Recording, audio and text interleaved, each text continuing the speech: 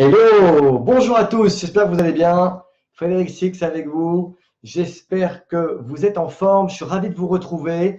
Ça fait déjà quelques temps, quelques jours, plus d'une semaine que je ne suis pas venu en live sur ma page. Et aujourd'hui, j'ai d'abord envie de vous poser une question. Est-ce que vous avez clairement écrit vos objectifs? J'ai bien dit, est-ce que vous avez écrit vos objectifs? Parce que beaucoup de personnes ont des objectifs un peu comme ça, un peu vagues, mais ils n'ont pas rédigé, ils n'ont pas écrit précisément leurs objectifs. Donc aujourd'hui, je vais venir avec vous, vous montrer comment vous pouvez déterminer de manière précise votre objectif et pour être vraiment précis, de trouver votre chiffre. OK? Donc, je vais vous faire faire un exercice. Et pourquoi je vais vous faire faire cet exercice? Parce que moi-même, je l'ai fait. Pas plus tard que hier, je me suis mis sur mon bureau et j'ai clairement défini mes objectifs. Et je l'ai fait en plus en suivant moi-même une formation, parce qu'en ce moment, je suis une formation qui m'aide voilà, à avancer dans tous mes projets. Et quand on démarre une formation, ben, c'est très important de savoir où on va. Et donc, moi, je me suis posé et j'ai clairement écrit mes objectifs. Et donc, je voulais partager cette astuce avec vous parce que je me suis dit, ça ne sert à rien que je le garde juste pour moi. Je vais le partager parce qu'il y a plein de personnes, j'en suis sûr, qui n'écrivent pas clairement leurs objectifs. OK? Est-ce que vous savez qu'il y a moins de 10% des gens qui écrivent leurs objectifs? Donc, si vous voulez faire partie de ceux qui gagnent, de ceux qui réussissent, de l'élite, eh bien, je vous invite à suivre ce que je vais vous montrer dans un instant. Pourquoi pas apprendre un papier et un crayon? Si vous ne pouvez pas regarder cette vidéo tout de suite en live ou en replay, posez-la et puis vous reviendrez. Mais je vous invite vraiment à faire cet exercice qui va énormément vous aider. Et vous pouvez tout de suite commencer à partager cette vidéo avec les personnes, pourquoi pas de votre équipe, si vous êtes dans le marketing de réseau, pour qu'ils puissent à leur tour faire cet exercice. Ça vous évitera d'avoir à leur faire. Mais autrement, voilà, vous avez simplement à leur partager cette vidéo. Alors, bougez pas un instant.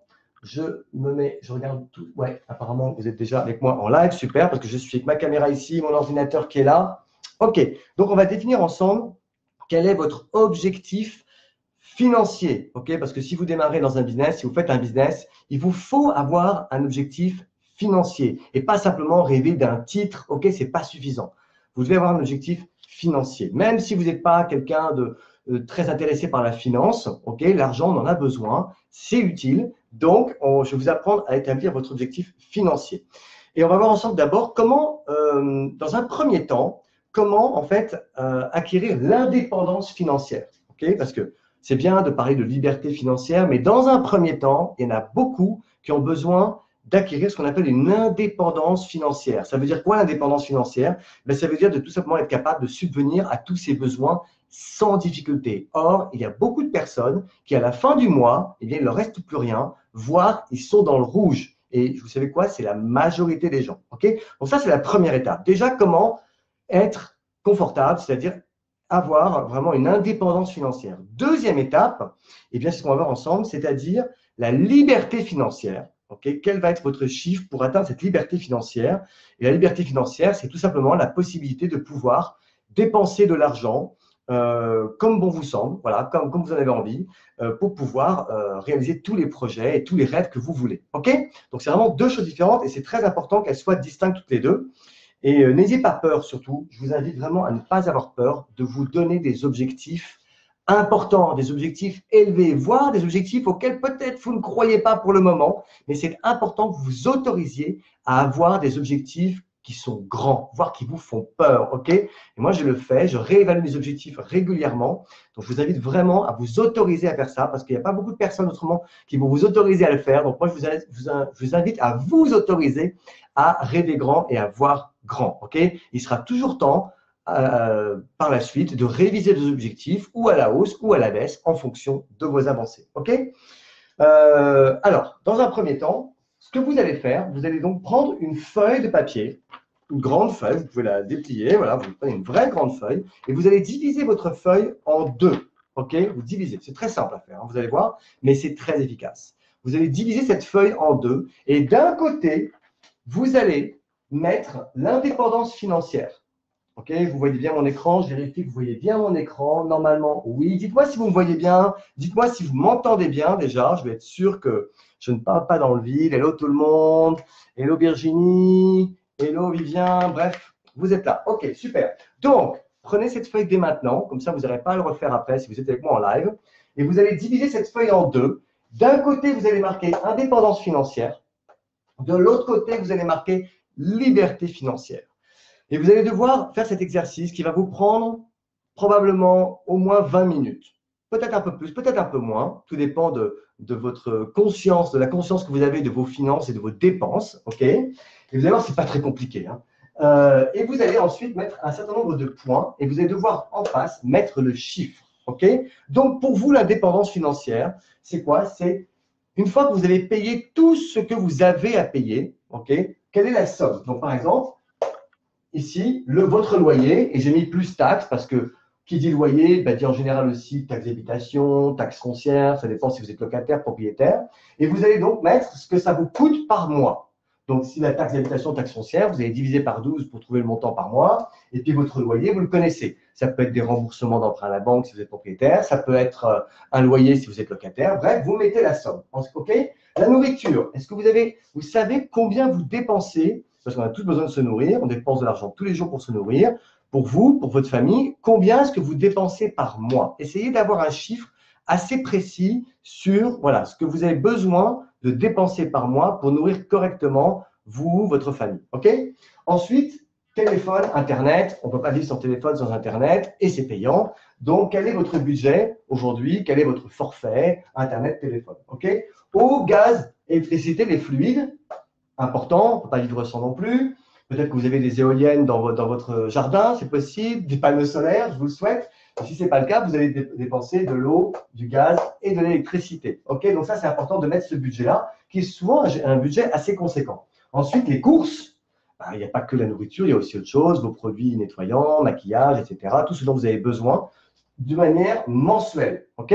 Ensuite, vous allez mettre ce que vous coûte vos transports, voiture, essence, carte Navigo, etc. Tout ce que vous dépensez par mois. OK? Les assurances, parce qu'on a des assurances, je sais pas, assurance habitation, assurance de la voiture, etc. Vous cumulez tout ça et vous divisez par 12 pour trouver votre montant mensuel. Ensuite, il y a encore d'autres choses. Vous avez peut-être d'autres dépenses, des abonnements au club de gym, etc., qui sont importants pour vous. Vous allez également les mettre ici. OK? Vous faites le total de tout ça et vous allez trouver un chiffre qui est le total 1. Vous voyez en bas. Total 1. OK? Essayez vraiment d'être le plus précis possible. Une fois que vous avez fait ça, c'est le montant de votre indépendance financière.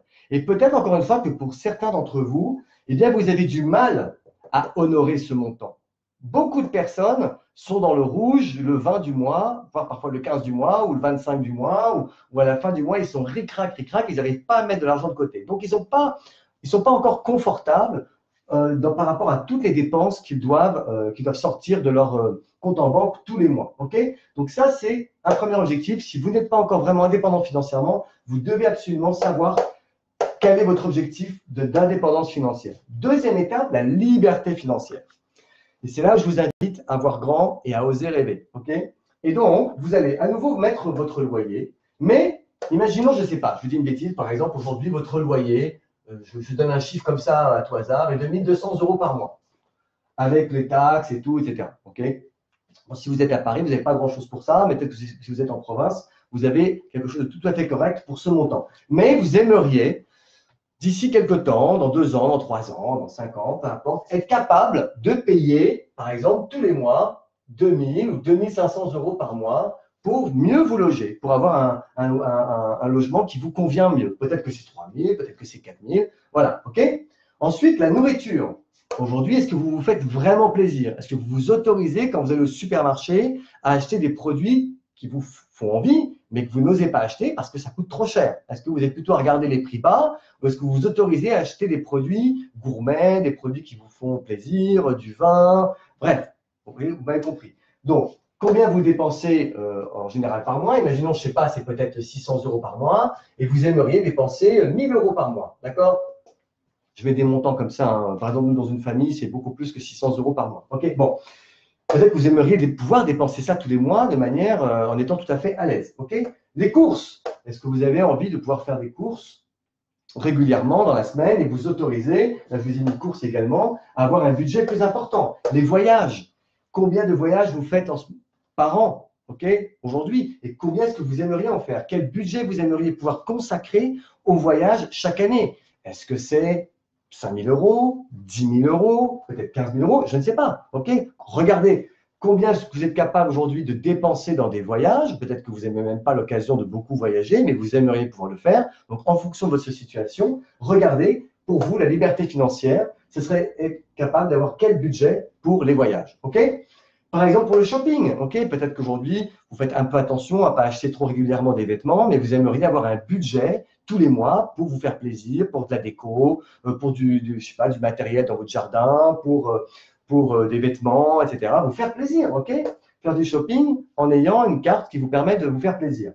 Les loisirs, peut-être qu'aujourd'hui, vous réfrénez un petit peu au niveau de vos loisirs et vous avez envie de pouvoir vous offrir plus de loisirs, aller plus souvent au restaurant, plus souvent au cinéma, voir des spectacles, etc., etc. Il vous faut aussi un budget, d'accord? Peut-être qu'une fois par semaine, vous aimeriez vous offrir un super spectacle. Ok, ben un super spectacle, quand on est par exemple une famille, ben ça coûte de l'argent, d'accord? Est-ce que vous aimeriez pouvoir vous former, d'accord? Est-ce que vous aimeriez pouvoir vous financer une formation avec des coachs qui vont vous aider à avancer, qui vont vous accompagner en chemin, etc. Donc, ou acheter des formations sur Internet, etc. Ça coûte de l'argent, et c'est normal, d'accord? Est-ce que vous aimeriez pouvoir mettre un budget, je ne sais pas, de 300, 400 euros peut-être même par mois pour vous former tout au long de l'année et gravir les sommets plus rapidement, ok? Est-ce que vous avez envie de pouvoir aider votre famille, aider vos enfants, leur financer des études? Peut-être que dans quelques années, vous savez qu'il va y avoir des écoles à payer, des études supérieures à payer, vous allez avoir besoin d'argent, ok? Peut-être que un de vos enfants va se marier, vous avez besoin d'avoir de l'argent également. Des investissements, vous avez besoin, peut-être que vous souhaitez investir pour plus tard, pour le futur, mettre de l'argent de côté, investir, je ne sais pas, dans des assurances-vie, dans l'immobilier, peu importe. Voilà, et donc vous voulez pouvoir mettre de l'argent de côté tous les mois pour investir, pour votre retraite peut-être, ok?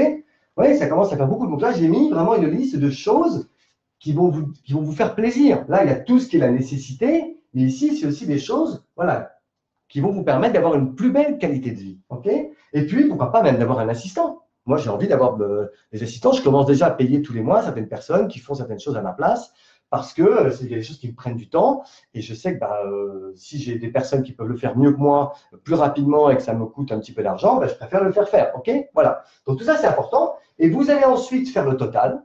Faites le total et vous allez donc avoir votre total numéro 2. Donc vous avez total 1 et vous avez total 2. Qu'est-ce que vous avez? C'est pas fini, ok? Une fois que vous avez ces deux chiffres-là, vous allez les additionner. Vous additionnez le total 1 et vous additionnez le total 2. OK? Exemple, je ne sais pas, imaginons que votre total 1, pour être indépendant financièrement tous les mois, il vous faut, je ne sais pas, gagner 2 000 euros par mois. Je dis une bêtise, hein. Voilà, je mets un chiffre simple à retenir. Et que votre total 2, idéal, ce serait de gagner, je ne sais pas, 5 000 euros par mois. OK? Voilà, je mets une différence. Ça peut être 10 000 euros. Mettez le chiffre que vous voulez, d'accord? Ça peut être 15 000 euros, ce que vous voulez. Ça peut être 3 000 euros. Voilà, d'accord? Ne retenez pas les chiffres que moi je mets. Donc, vous avez votre chiffre 1, total 1, et le chiffre 2, total 2. OK? Vous additionnez les deux. Ça fait 7 000 euros. Jusque-là, ça va. Et qu'est-ce que vous allez faire ensuite? Vous allez prendre ce total de 7 000 euros. OK? Donc, 7 000 euros, moins votre revenu actuel. Parce qu'il est possible que votre revenu, là, c'est votre indépendance financière, mais peut-être que vous ne gagnez pas 2 000 euros par mois. Peut-être que vous gagnez, je ne sais pas, 1 600 euros par mois. OK? Donc, votre chiffre, votre bon chiffre, c'est le total des deux, moins ce que vous gagnez, égal, eh bien, ça fait 6 000, ça fait 5 400 euros. Donc voilà, 5 400 euros pour avoir une liberté financière. C'est en gros 5 400 plus ce que vous gagnez actuellement. Pardon, oui, c'est ça. 7 000 moins 1 600 de ce que vous gagnez actuellement.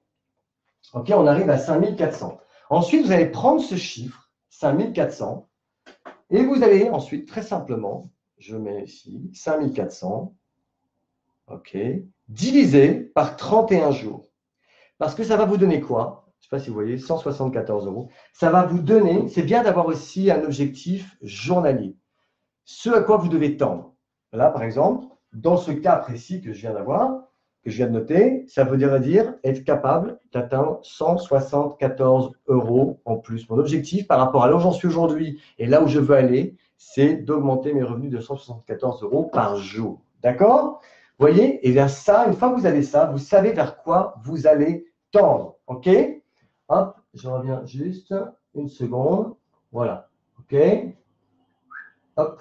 Voilà les amis. Donc ça, c'était le calcul. J'espère que j'ai rien oublié. Voilà. Et qui vous permettra vraiment de savoir exactement vers où vous devez aller. Et c'est beaucoup plus facile d'avancer au quotidien en sachant quel est votre objectif de liberté financière qui va vous permettre d'accomplir tous vos rêves. Alors peut-être que, imaginons, là, 174 euros, ça vous paraît complètement délirant, mais déjà, on commence par augmenter de 10 euros tous les jours. OK? Donc ensuite, réfléchissez, regardez votre plan de rémunération, comment vous pouvez faire, où est-ce que se situent vos revenus dans ce plan de rémunération. Donc, c'est important de bien utiliser votre plan de rémunération. Si vous avez un produit favori que vous aimez vendre ou un service, OK, regardez combien de produits vous devez vendre au quotidien, toutes les semaines et tous les mois pour arriver progressivement à ce chiffre. Si vous êtes dans le marketing de réseau, quelle est la taille de l'équipe que vous devez construire pour pouvoir avoir ce revenu-là, OK? Et puis, mois après mois, trimestre après trimestre, année après année, de tendre vers ce chiffre qui va vous permettre d'avoir la vie que vous voulez. Et ça, c'est vraiment votre chiffre magique. Moi, je l'ai refait hier et j'ai décidé de voir grand. Et je vais même vous avouer, voilà, je me suis mis un objectif d'augmenter mes revenus de 11 000 euros par mois. C'est ambitieux, c'est très ambitieux, mais je n'ai pas envie de me limiter, il n'y a personne pour m'embêter. J'ai envie de viser cet objectif, d'augmenter mes revenus actuels de 11 000 euros par mois. Ce qui veut dire, si je divise 11 000 divisé par 31, ça veut dire qu'il faut que j'augmente de 354 euros mes revenus quotidiens. D'accord? Donc, j'ai du pain sur la planche, mais je m'y mets. Et puis, en cours de route, rien ne vous empêche de réviser vos objectifs. Et je vous invite toutes les semaines à regarder où vous en êtes par rapport à vos actions. OK? Voilà. Mais déjà, il faut savoir à la base, quand on démarre, au tout début d'un projet, vers où vous allez. C'est comme lorsqu'on met le GPS dans sa voiture, vous mettez une destination finale. Vous devez avoir une destination finale. Et si vous êtes dans le marketing de réseau, ce n'est pas juste de viser un titre. OK? Un titre, ça ne veut rien dire.